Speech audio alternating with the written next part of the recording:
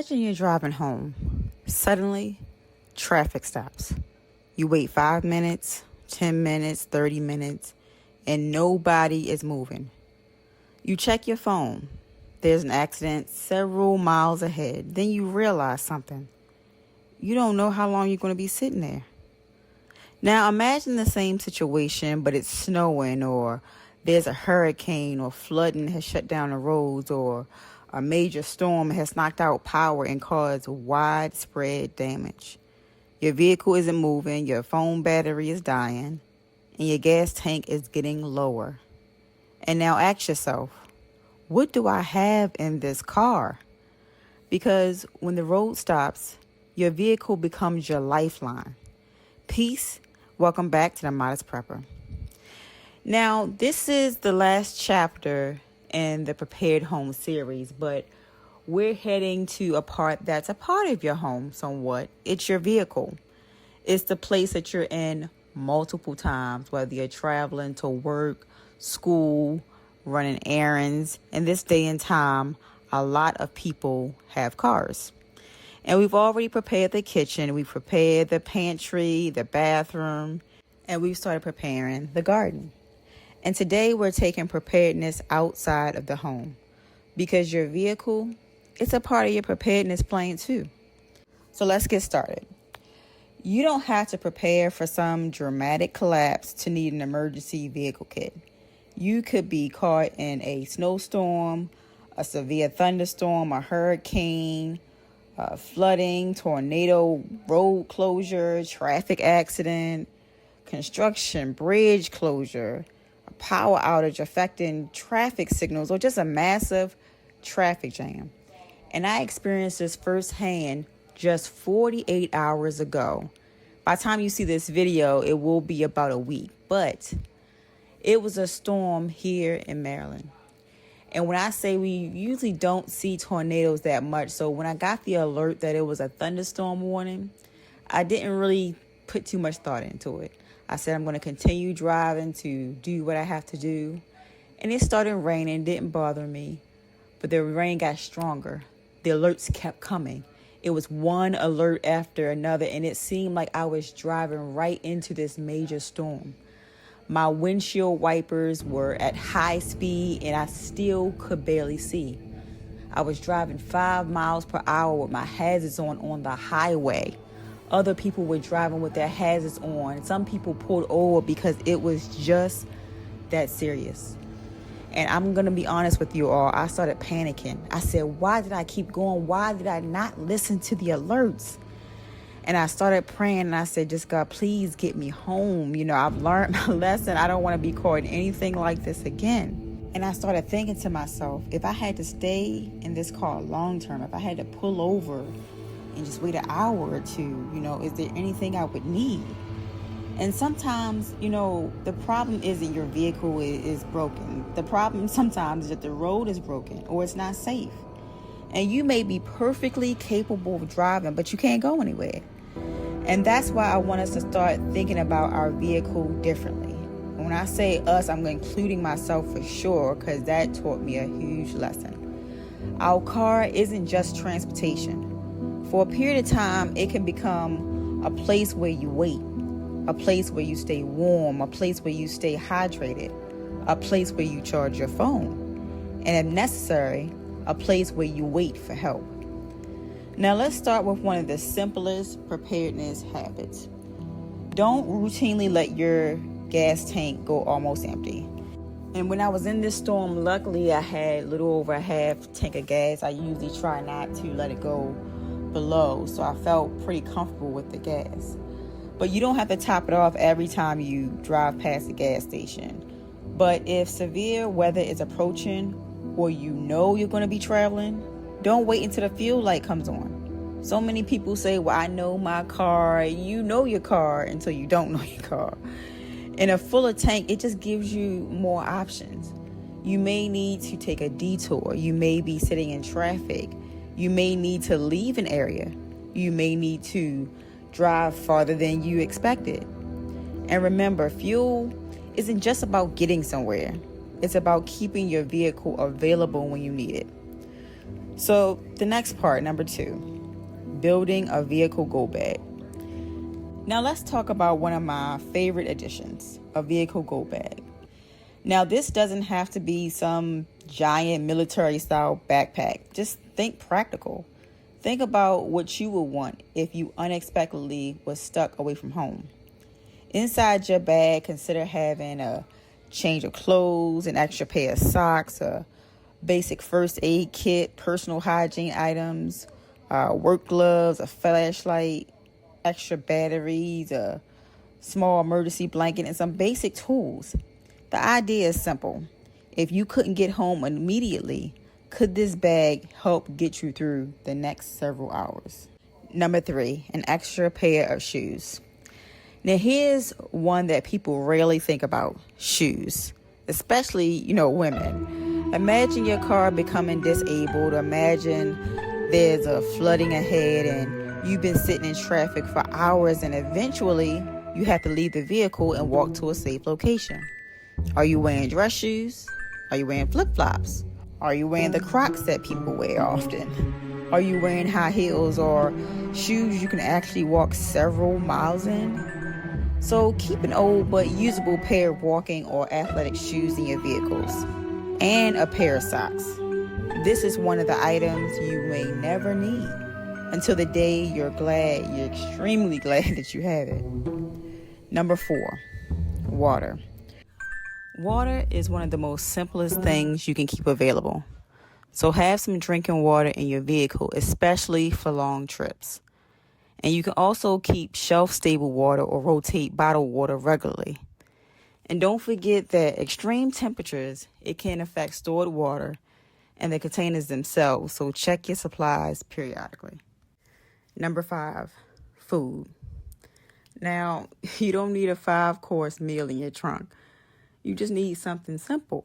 Nutrient bars, protein bars, maybe some crackers, shelf-stable snacks. Something that can give you calories if you're stuck longer than expected.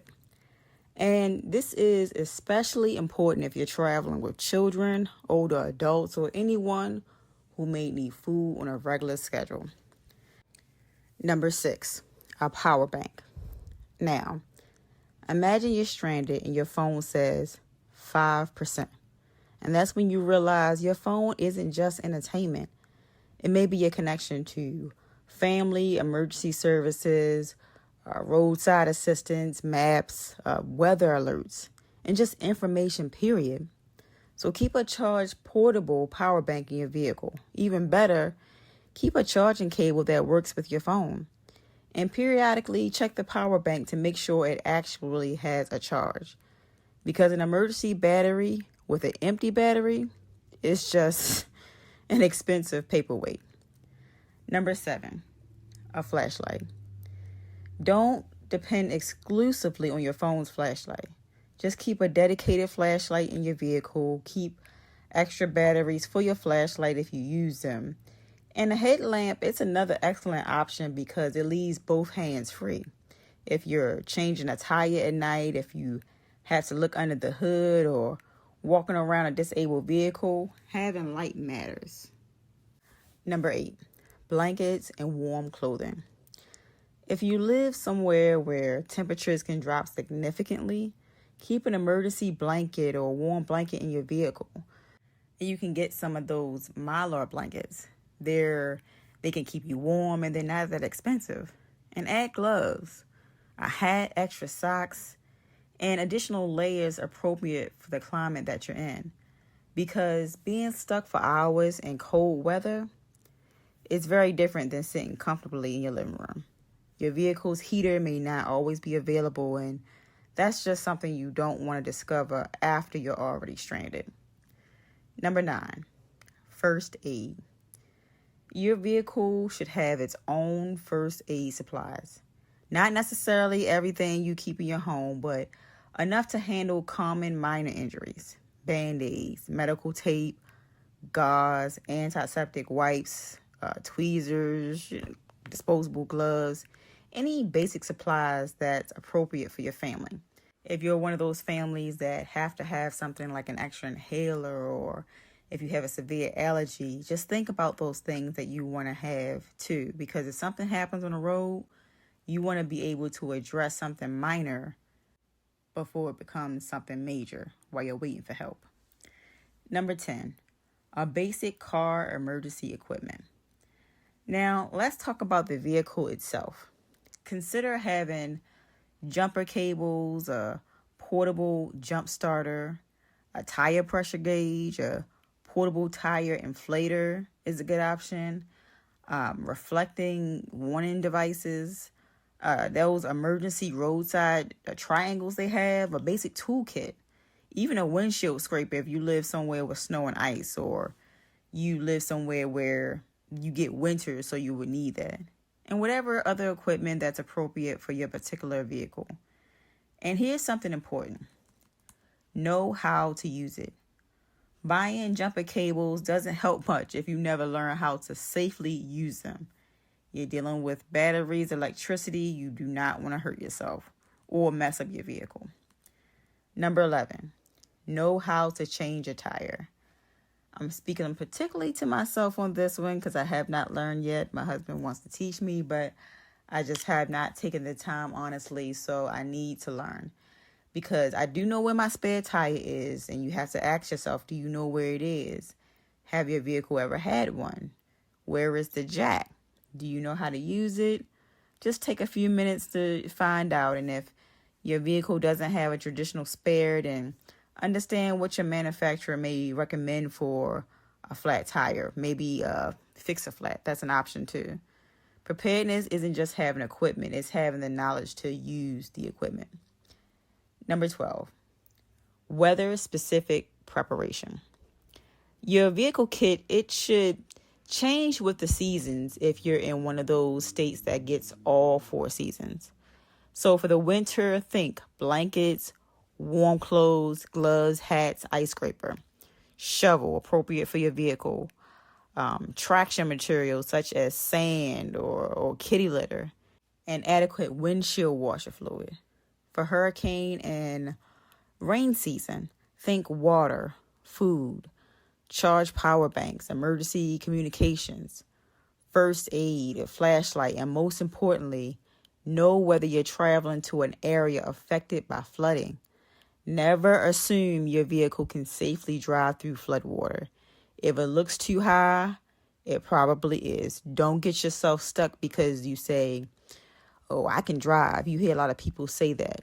But no one can drive or outsmart Mother Nature.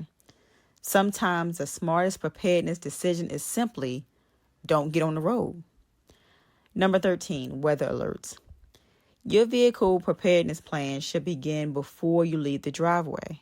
Check the weather, check your road conditions, know your routes, know alternate routes, and keep your phone charged, of course. You don't want to find out about dangerous weather when you've already driven directly to it like I did. Number 14, a paper map. Now, this is an old school item, so I might be speaking my age here, but it still has value. A paper map, a GPS is incredible. I use it. A lot of people use it. Can't go anywhere without it. But technology can fail. Your phone can die. Cell service can be interrupted. I've seen that in 2011 when the earthquake happened and so many people could not get through to their family and friends because the cell phone towers were just overused. A paper map doesn't need Wi-Fi. You don't have to become a master navigator.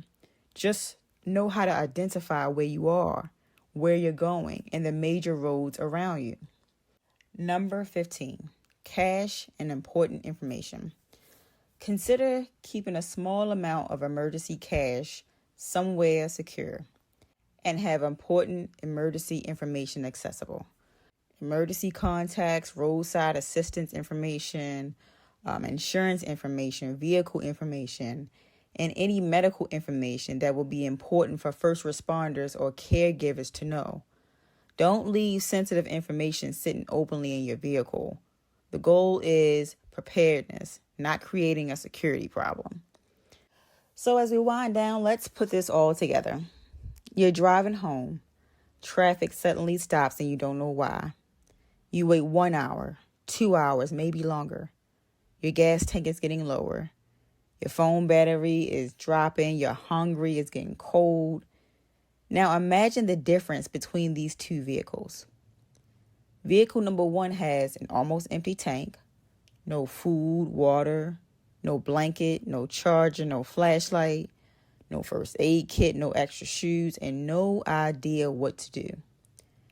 Vehicle number two has fuel, water, food, a power bank, a flashlight, a blanket, extra clothes, some walking shoes, first aid supplies, and a basic emergency equipment. Neither driver planned to get stranded, but only one of them prepared for the possibility. That's the difference. And that's why I wanted the vehicle to be a part of the Prepared Home series, because your home doesn't just stop at the front door. Your preparedness plan shouldn't either. Your vehicle connects your home to your workplace, your children's school, the grocery store, the hospital, family, and sometimes just a safe place. And if your vehicle is unreliable, your preparedness plan has a weak link. So here's your challenge this week. Open your trunk, open your glove compartment, look under the middle console, look under your seats and ask yourself, if I was stranded in this vehicle for 6 hours, what would I wish that I had? Then fix those gaps. Don't try to build the perfect emergency vehicle overnight. Just start with the basics. Water, food, light, power, warmth, first aid, communication, and all the tools to deal with common vehicle problems. Then build from there. Because we don't prepare our vehicles because we expect something terrible to happen. We prepare because the unexpected things happen all the time. A storm doesn't care if you're ready. Traffic doesn't care when you're hungry. And a dead battery doesn't care when you have somewhere important to be. And weather doesn't always give you much time to make decisions. So prepare before you're sitting on that highway wondering what you're going to do next. Because when the road stops, your vehicle becomes your lifeline. So if you like this video and you like this preparedness series that I have done, please don't forget to like, subscribe, and share. And until next time, this is the Modest Prepper reminding you to take care, stay grateful, and prep with intention.